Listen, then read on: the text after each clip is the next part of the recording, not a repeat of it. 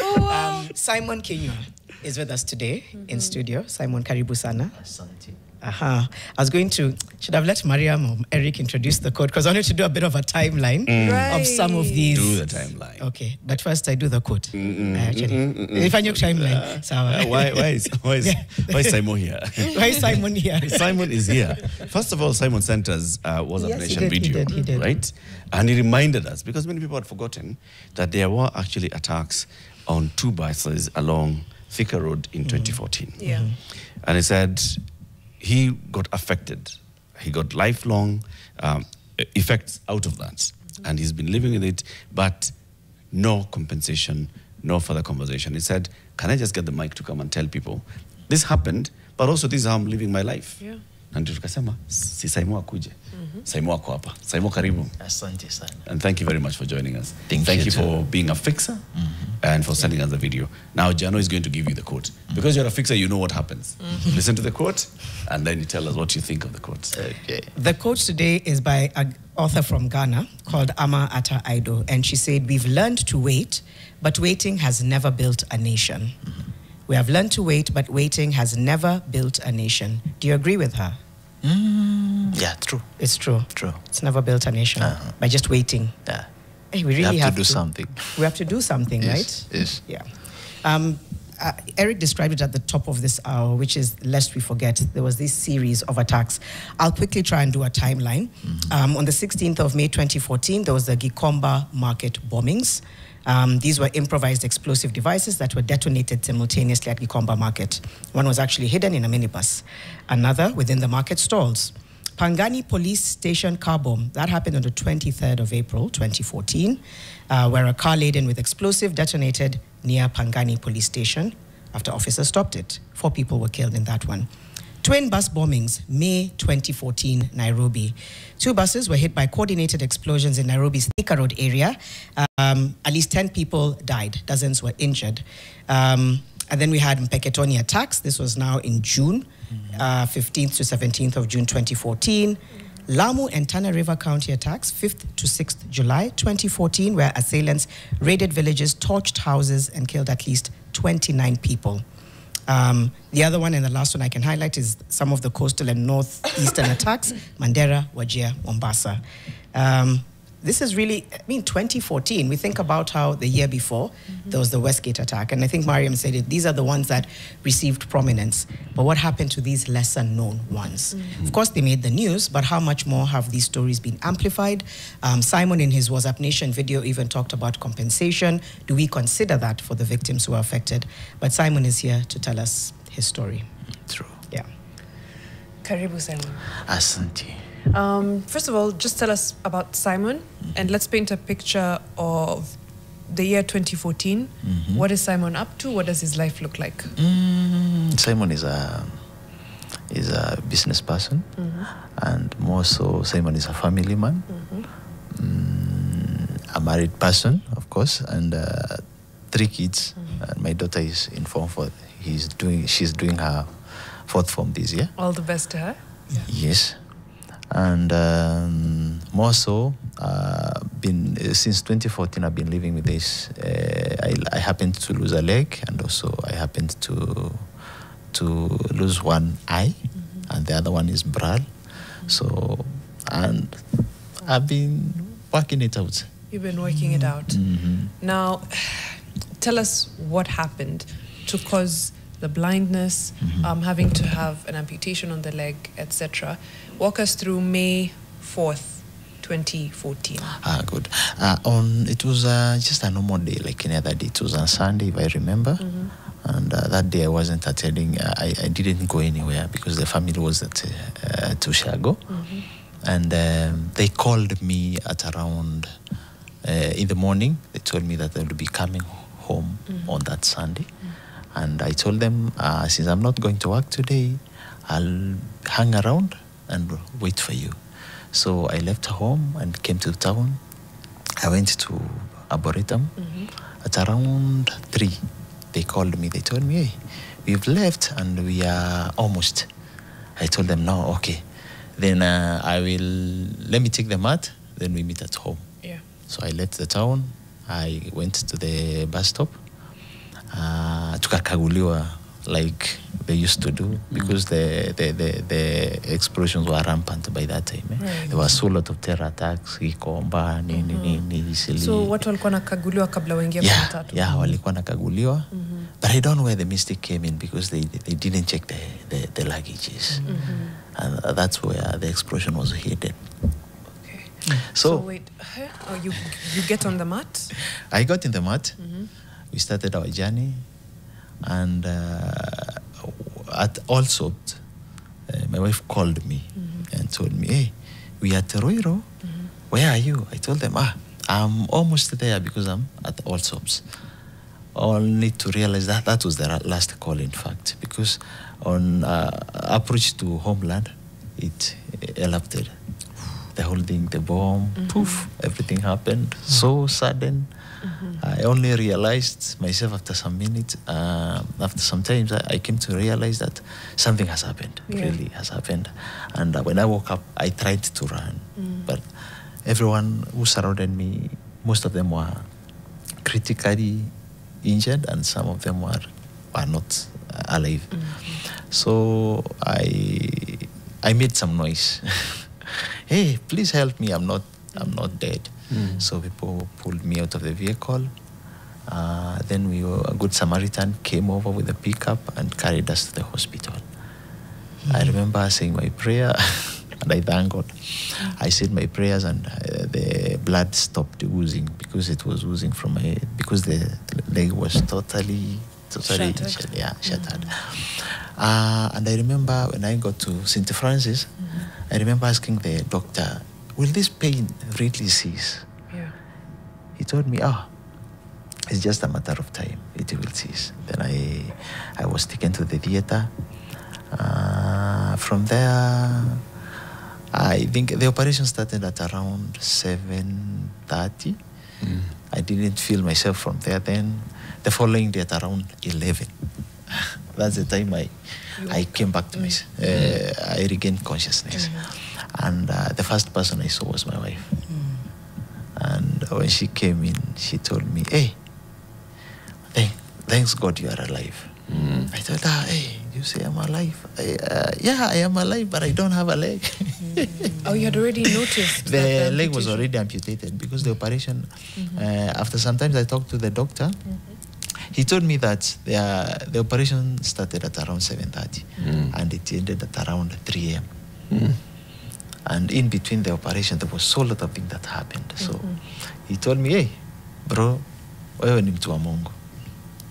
Because we didn't expect you to go through this. Because you've been going out, coming back, going out, coming back, going out, coming back. An operation took it to almost 8 hours. Yeah. So I told my wife, "Hey, yes, I'm alive, but I don't have a leg." Then there she started shouting. She was crazy, crying around. She called the family. Then they came. After some time now, I was to be transferred from St. Francis because the St. Francis had done the amputation of the leg. And the government had insisted that all the victims to be taken to a public hospital. So they came a confrontation because we had not paid, the bill wasn't paid at St. Francis. Yeah. So they insisted that the bill has to be paid first before they release me to Kenyatta. So it took an intervention of the OCS Kasarani for us to be released to Kenyatta. So I went to Kenyatta and I got there at around 2 p.m. But admission took up to around 3 a.m. because the doctor had said that the operation of the eye was to be done immediately, because if they take more than 24 hours, I'll run blind, completely blind. Because the fragments had entered your eyes. And was this a referral? Like the doctors from St. Francis, as they were sending you to Kenyatta, they had already said he needs the eye operation. Urgent operation. 24, okay. I went to Kenyatta. They only dressed my legs and that kind of things, but the operation of the eye, no, it took 10 days. In After After now getting to Kenyatta. But they had been told that this guy needs urgent surgery. So it took 10 days before you got the operation? I didn't even get the operation yet. 10 days, then the government said that the money that they have released for the victims, they are no longer, there's no funds. So we were to be sent back home. Then you come book again at your own cost. So it was on Wednesday. I was sent home. No operation yet. I went home. Then on Thursday, I came back at around 3 a.m. to Kenyatta. Fortunately, I was admitted to around, that was around the following day now, around 2 p.m. And it took me another 4 or 5 days for the operation. Then the operation was done. After they did the operation, they removed the foreign bodies, but they didn't clear the eye fully. So I was to go back for another operation. That was after another 1 week. Let me get this, Simon. This is how many days after the incident? I think we're talking about 15 days now. So it's 15 days. Yes. And in these 15 days, you have objects in your eye. Yeah. You have not gone through an operation. Yeah. Are you in pain? Yeah, I am. I am in pain because I could not even close your eyes. Yeah, close my eyes. The eyes were like this. And what are the medics telling you? They were just adding some medication in my eyes. Yeah, they were telling me to wait for the operation. What was the reason for the delay in operation? Do you know? That one I cannot tell. Okay. Yeah. But you know that when they transferred you, it was known that you need urgent eye surgery. Yeah. 24 hours 24 was the timeline hours you to were be given. precise. But this is now 15 days 15 later. days. So my eyes went from dimming slowly from 10 meters, 5 meters, 3 meters. To by the time they did operation, I could just see it to around 3 meters. So the operation was done. After the operation, they said that the foreign bodies were still in the eyes. So I was supposed to be done another operation, which was done. Unfortunately, after they did the second operation now, they removed the tissue to a level that if I could have scratched my eyes, and remember, there's only one eye that was remaining. Right. This other one was totally shattered. If I scratch my eye like this, You could tear. So you can imagine how I used to take care of that eye, because it's only remaining eye. After they did the operation now, and after realizing that they've made a mistake, I was told to leave Kenyatta Hospital to be coming on clinic. And they called my wife, the doctor called my wife and told her that, now, Mama, you have to know what to do now, because Simon might not see again. But courageously, my wife told them, but you're not God. God has the final say. He still has the final say. My husband will still see. So I was released from Kenyatta National Hospital, and after I noticed that something that was not right, because when we got to the reception, we are told to leave the documents, all the documents there, to go out with only the card, the admission card. The admission card. So all the medical details, all the medical documents, everything. You have to leave them there. So I went to the clinic like around 4 weeks. They're still promising me, we are still looking for the tissue. We will do the tissue for you.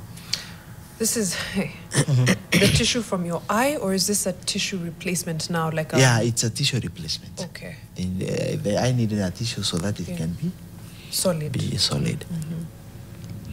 2 weeks, 3 weeks, attending a clinic every week, once every week. And after Kitu, around the 6th week, they told me, now you leave your number.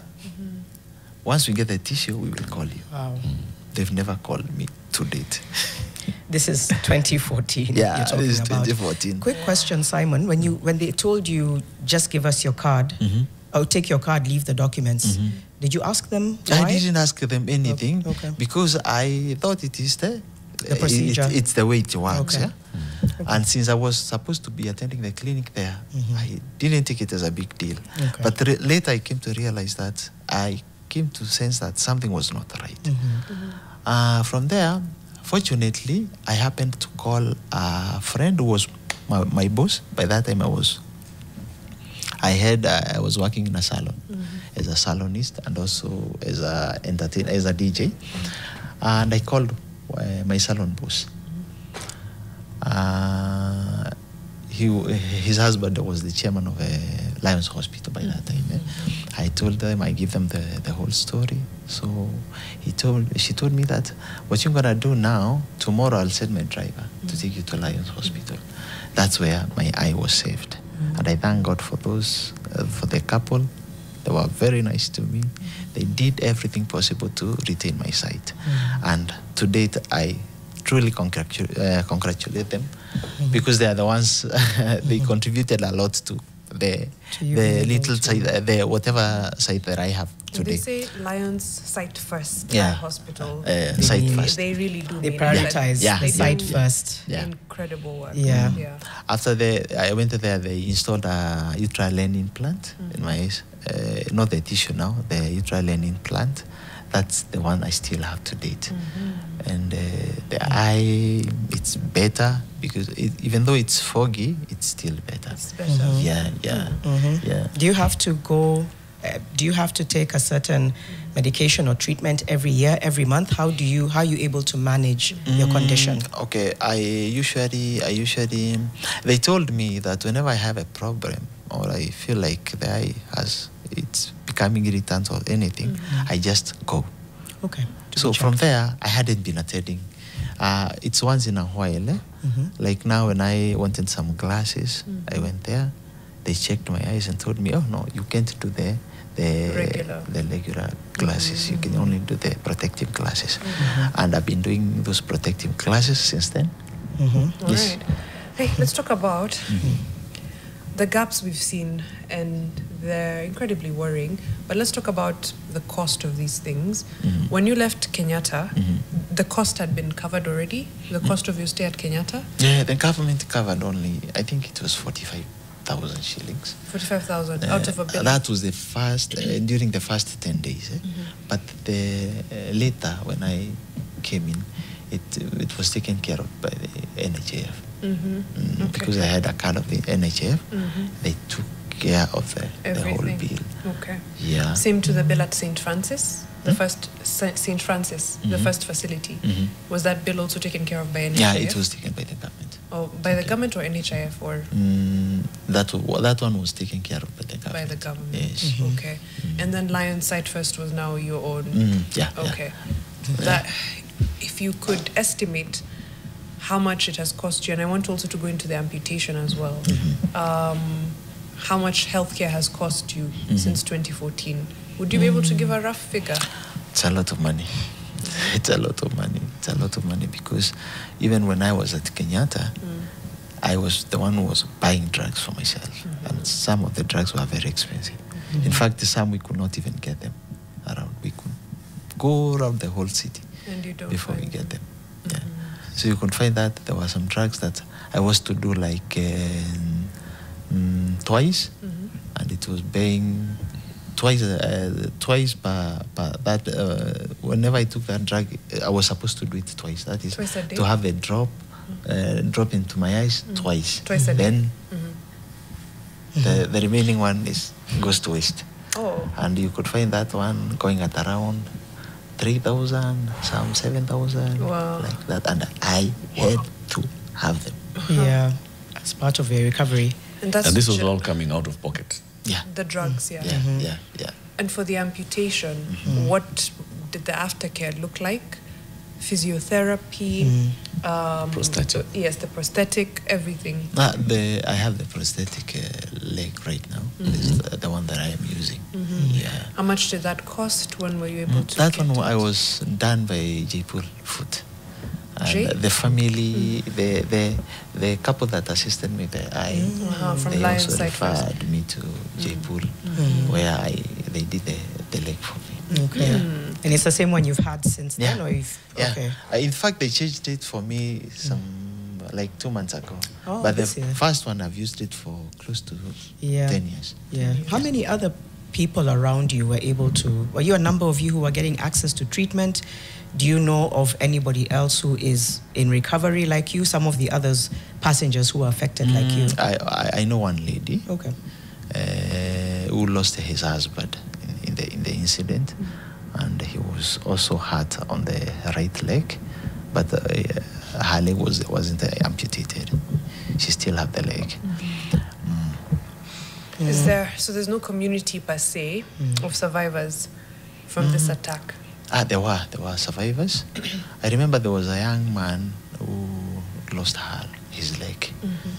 Very small boy, and in fact it was his first time to come to Nairobi. That same day was his first day. The family had transferred them from Chicago to come and study in Nairobi. Wow. That was his first day, and that was the first day, and he lost his leg. He ended up at a very young age. He was a small boy, in fact, to 4 years. We've been talking with the family years back, and I lost the phone, the contacts. We've never been able to communicate in between. You are doing a lot of biashara at that time? Yeah, I was in business and also in the entertainment industry. Yes. DJ. As a DJ, yeah. Are you still DJing? Once in a while. Not like I used to, because PI problem and all those kind of things. How did we gloss over the fact that Simon was a DJ? Right? I want to stay there a bit. I'm like, okay, DJ and salonist. What were you doing? Hairdressing? I think I've done so lot of hustles. Okay. You're a Kenyan. You're a Kenyan. I've done so lot of hustles in this night. In the salon? I've done salon, I've been a DJ, I've done music too as a performing artist.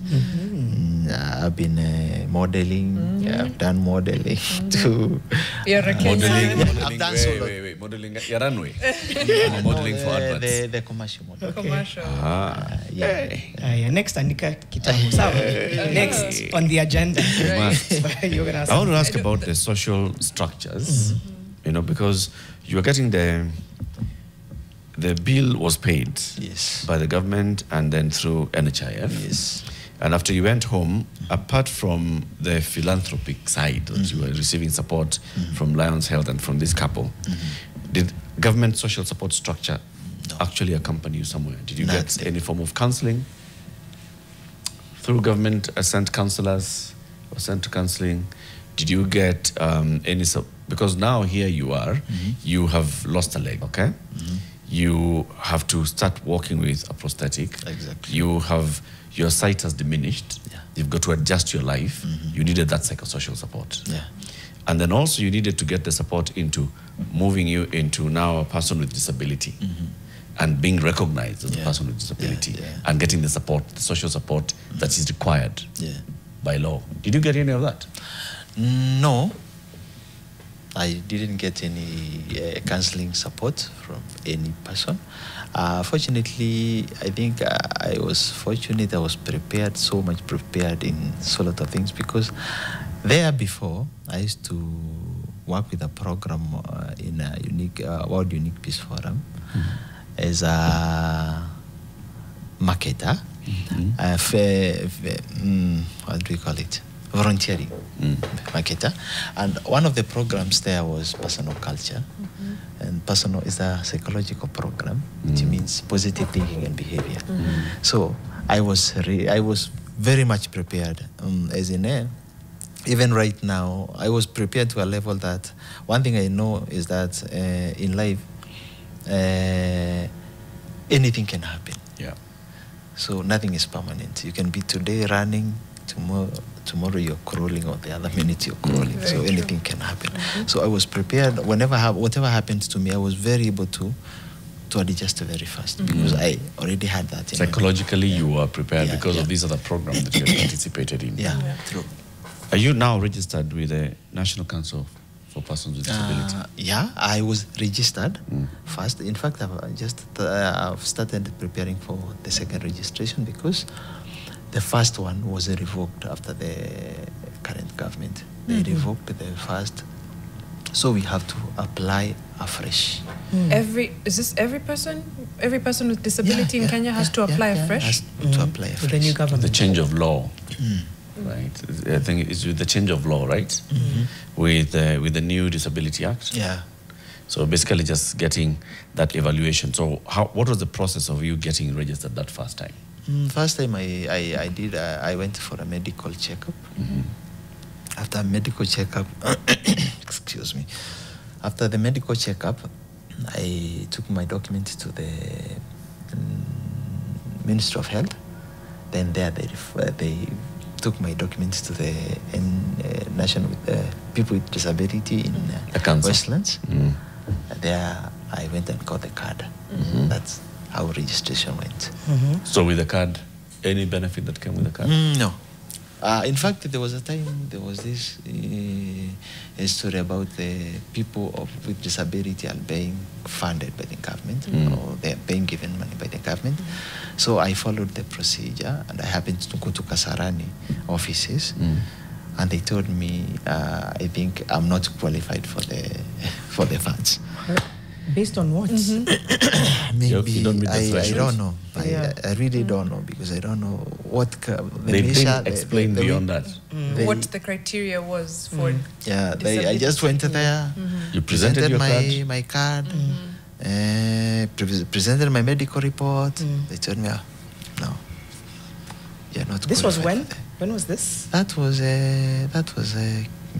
20 what? 20 around 2017, 2018 there. Okay. And since then? I think I was like, You gave up. You decided, let me just live my life as I want to. Now, so we have the Persons with Disability Act that was amended through Crystal Asiga's effort and all. And one of the things that, remember, Crystal was telling us is we actually don't even know how many people are with disability in this country. We don't have a census of that. I have the data. Right? If we say that it has been revoked and so the register is starting afresh, and let's say we say Saimo has not gone to reapply because it's like, what's the benefit of it? Then we end up leaving very many people out of it.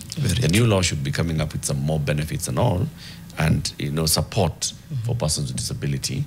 If we were to ask you today, in an ideal situation, Simon, having gone through what you went through and now living your life as positively as you are, but with the reality that you are a person with disability, Yes. what support would you like? Okay. One of Legally. the supports is medical support. That's one. The other support I would like, because I have a family too, and they are looking at me as the breadwinner. You're the breadwinner. As the breadwinner. Yeah. So financial support too, it's important in that. You spoke about compensation in the WhatsApp Nation. What have the pushes for compensation looked like? Have there been structural pushes initiated either by you and the other victims of the blast, or have you done anything in that sense? And then what has been the reception? Do you have legal representation? Is there a case going on? Just tell us all about that. I happen to get a lawyer who in fact volunteered and said that I'll take the case. That was in 2015, 2016 to be precise. And I submitted all the documents, we did the medical report, we did everything.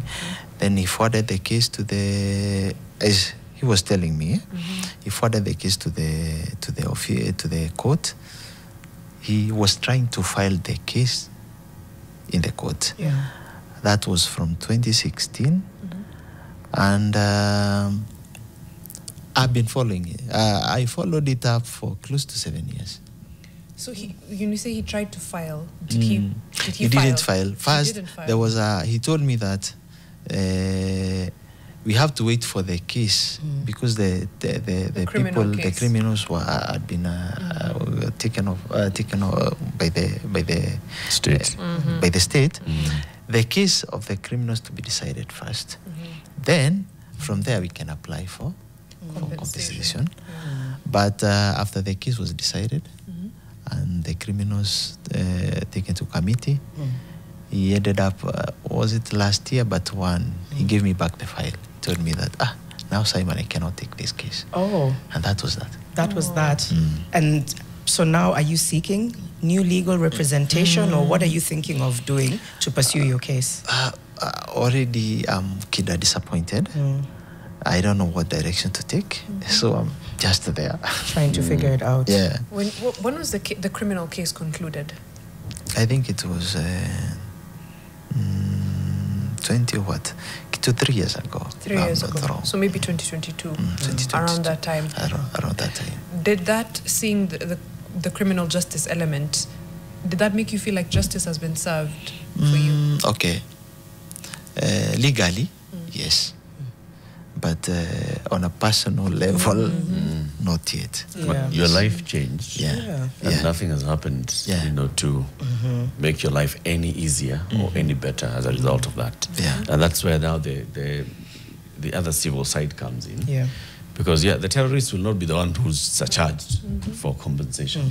So it's now the issue of, in this particular case, what are the social support structures that we have in place that say in events like this, it's a terrorist attack. In events like another one, it's a force majeure. There's, how do we support the people who are victims of such events, going forward? Looking at, and I think I just start from those basics. If you're going through this and your life has changed, you basically just need psychosocial support, a lot of it.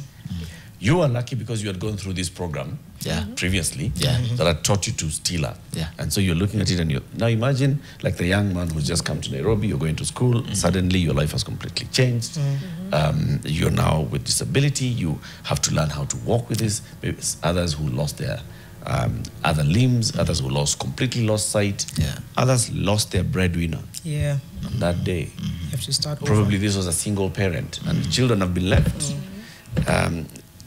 All those things are system loopholes that must be addressed. They do, because I think it leaves it to the Simons to figure it out. Yes. And if Simon is resilient enough to say, I'm going to pursue a legal case, how many other people, because they have psychological trauma, Simon also had it, but to your point, he had that inbuilt resilience. Many others will just be like, Wachaikai. So it's a huge gap. And the fact that was 2014, and since then we've had others, and you'll hear similar inconsistencies in terms of compensation, shows there's a big gap. I know Bakari Sagna is speaking to something else, which is, has the government done enough to prevent similar terror incidents from recurring in future? I mean, thank God, I don't know that we've had any at scale for a few years. But yeah, Simon, I want to go back to the months that followed and how you and your family adjusted. What did you say to your children? How were you able to start adjusting to your new normal? Right. Tell us about those months that followed. How long was recovery? Let's start with how long was recovery for both the leg and the eyes. Yeah, the family, it wasn't easy. My children were little, a boy and a girl. And I remember my little boy would tell me, Daddy, now that you don't have a leg, why can't you take my leg? Then mine will grow. I'll grow another one. Don't do that. Because I'm young, mine will grow. You take my leg and you take my leg. So it wasn't easy for them, especially they were very traumatized because having it, I was there, the breadwinner. I was too close to my children, which I'm still at. It wasn't easy for them. But all in all, they went on catching up bit by bit, bit by bit, bit by bit. I think they feel like they have a very strong father because up to date, they come to terms with it to a level that they don't see their father being a disabled person. So what do you do now? Right now, Become so studio, msanii, DJ, model. Right now, I'm in marketing. I do brokerage magari properties. I also sell loans. I'm a jack of all trades. You sell Still loans. a jack. I sell loans with loaning companies, Okay. microfinances. Okay. Yeah. Okay. You will do anything and everything to continue your life. Definitely, I have to. I have kids who are looking at me like this, Daddy. They don't know whether there's a egg or there's an eye. They have needs. Daddy, Yeah. I need a pen. I need my school, I need Christmas clothes and all. They don't want to Teacher know said we whether come you have with a full leg or tray you of don't eggs have a leg. for an experiment. You need the eggs. How soon after recovery were you able to start working again? I think immediately. In fact, my wife was very. My wife took it very strong on me, as in I should not leave the house for some time, because I was restless in the house. I was a less stressed person who used to do his things. I was very much less stressed. But after leaving hospital, after doing the operation of the eye, now knowing that the eye has stabilized, I think it took me only 1 week. The following week, I was already on the ground. Hey, Simon. What was this program that you had gone? Ebo? Yeah. What did they do to you in this program? We all need it, honestly. Tell us about that program, actually. It's called what?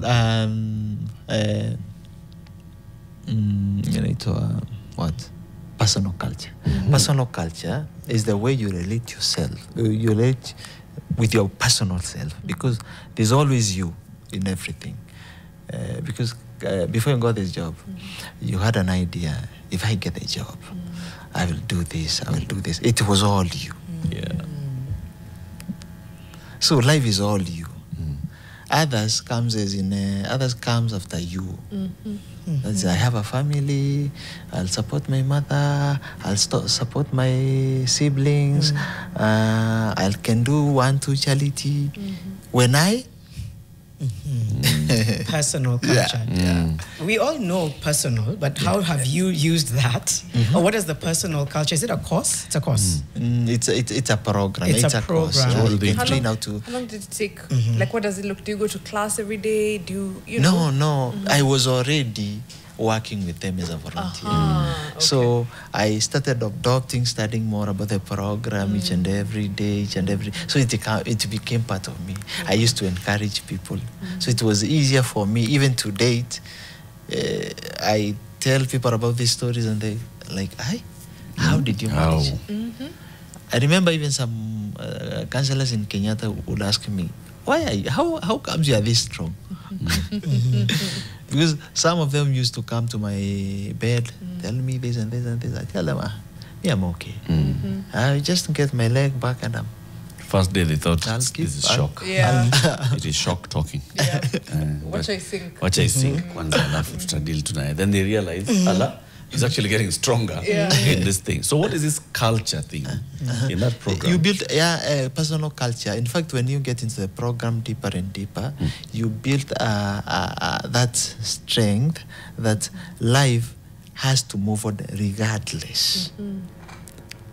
The condition, the situation, whatever that happens in your life, you build that strength that Resilient. it's like, let me put it like this, when you fall, you can't just stay there and say, I'm falling now, I cannot.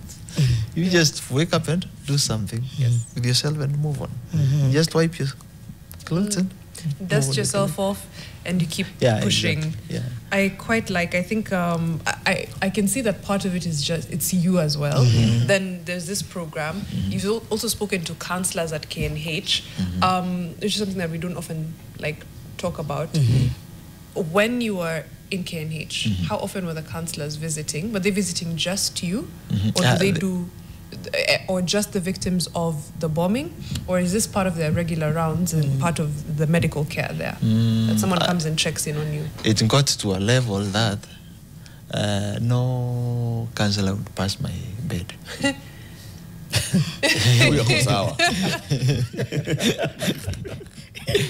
Yeah. You guys even challenging us. Yeah. They could go around And but they still, leave. they'll make sure that they pass. They have By- to come Yeah, there. they must report that. Yeah. They must report. maybe you were cancelling You were them. cancelling That's true. It's quite possible. Uyu, so okay. Yeah. Let's actually just see Yeah. what we can get out of, so we can take it to the others. Right? That's that Gosh. resilience. So it's good to no, but you also answered my question. They do the ward rounds. Yeah. But it's been over 10 years honestly now, 11 years on. You've said this push for compensation, you left it with this other lawyer. He said, yeah, man, you're not sure where to, or how to pursue it. Have you seen anything, whether it's either victims of other attacks or how things are done elsewhere, that has made you feel that you deserve more from the government? I know you've said what you want, but do you actually feel entitled to it, or is it just, ile mtu akikuja sawa, or is it still a push within you that I would like to get compensated, I deserve this? Yeah, one, I think it's a national issue, because it's within the national security to make sure that the citizens of its country are safe. Are safe. So it's part of my right to be compensated, because I fall in the systems of the insecurity in this country. As the reason why I don't have a leg and I don't have the eyes. So You would want that. yeah. Do you feel that sometimes? I do. I feel like sometimes the country moves on quickly from painful events like what you went through. Is there a part of you that wants what happened to you and many others that day to be remembered? And if so, what does remembering look like for you? Is it a memorial? Is it talking about it often in the news? What does that look like to you, so that your plight is not forgotten? True. I think Kenya is a very busy country. We are very busy.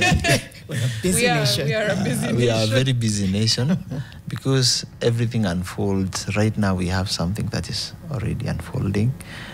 Next minute there will be another.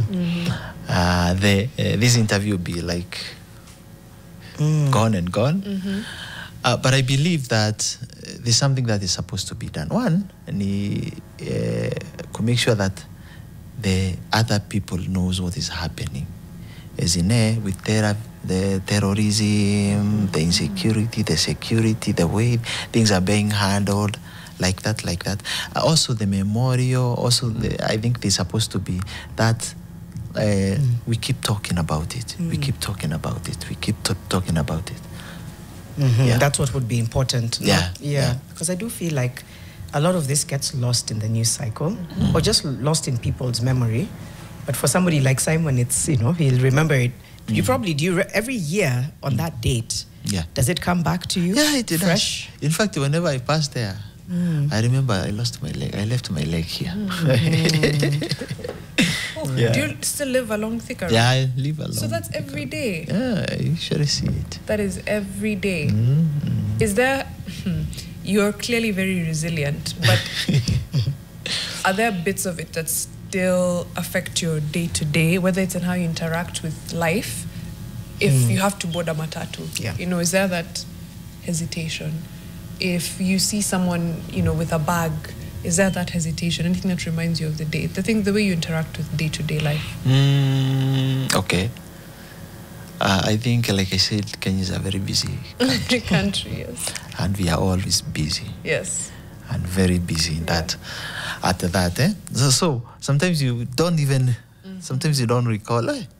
I think some of the things that makes me feel like something is wrong somewhere is like when I do business with somebody, of which I've done with so lot of people, like you taftia somebody a vehicle, gari mzuri, pesa mzuri, then you agree on the terms of payment and the way he will pay you, then once he gets the vehicle, so suddenly, I think that makes me feel like this person, is it because I don't have? You see? Are they trying to take advantage of me? True. Those are some of the things. But when we come to somebody carrying a bag, I feel like okay, I still have that. I call it the sixth sense. The sixth sense. I feel like once something tells you don't do this, you don't have to do it. So I think I very much obey that right now. Your intuition. Yeah. Tyrus Guitar is saying, kindly ask the guest the name of the program in case someone might want to enroll. The Kikombe says, what a courageous man. So he's giving you your flowers. Why is still asking about the disability program. It's a process so many can benefit. Ask about the pluses and minuses and what they haven't done. So I like that. Why is also asking that we share your business so people can support you and help come through. But maybe about this program, it seems to be eliciting a lot of interest, and I think we know why. Can you share more about it? There's a way to there's a time. In fact, there's a time Nation did a story about the person who was the program, and they did like 2 pages. From it was called from a satchel to a musician, because one of the program was a musician and he still is a musician. He went to Europe in 1965, and in Europe he studied psychology, and he also did, but he did computer and laboratory technician, but he ended up doing music. So when he came back in Kenya after the fall of Yugoslavia, that was in 1992, that's when he started this program. And he used to do 2 programs. In fact, he used to do a TV show called Karibuni TV. That was in the national TV station. That was then. that back then, yeah. Right now, I don't know what he's doing because we haven't been in touch for quite some time. It's a nice program. In fact, it's a very nice program. And fortunately, he's also among the people who brought the initiative of beautifying the cities. He's the one who started that program in Mombasa. Okay. Before it was taken by somebody else. We'll try and trace the name and then share with the fixers online if we're able to. But the last question was, just share a little bit about what you're doing, what you're up to now, your businesses, so people can, support everything. Right now, like I said, I'm in a vehicle brokerage and a property brokerage. Yes. And I'm also doing some loans with microfinance institutions. Is there a page? I'm on Facebook. I'm also doing music. In fact, I've done I've released my LP, my single. Yes. That was last week. Fantastic. But on 20th. In fact, that was the first time I did it on YouTube. Nice. Oh, that's amazing. I did it on YouTube, and I'm also I have a Facebook page that is Simon Kinyua Njagi. I also has a Facebook page, another one called Goods Market Solutions. I also have one called Auto Market East Africa. Hey, okay. When in Kenya for real. Fixers in the Simon Kinyua Njagi. Yeah, and that's my Facebook page. Yes. Where I also advertise my vehicles there. Biashara. Okay. Biasharas there. In fact, my status runs vehicles and my biasharas there. Love that. Amazing. We have to wrap up the convo. So good. Completely out of time. Thank But you. Nasachi wimbo. Unasachi wimbo, Simon. Mapenzi ya Mungu. Mapenzi ya Mungu. By DJ Flatty. Is that your stage name, DJ Flatty? Fantastic. For Simon. You'll tell it to us. But Simon, thank you so much That's for sharing your courage, for just sharing your story. We're so sorry about what happened, but it's incredible to see you using it as a light for so many people. So thank you very much. To Simon, to Governor James Orengo, Sitiko is soon, in a load. Ata sisi tuna load. Ata sisi, yes. Hopefully. Yes. Up next is Your World. And then we also have Vibe Shift with Brian Aseli and Claudia Naisabwa. Your World with Mikali and Winnie. Janet Bugwa, Eric Latif, Mariam Bishar, Fixing the Nation, one conversation at a time. We're back here tomorrow at 6 a.m. Have a good one.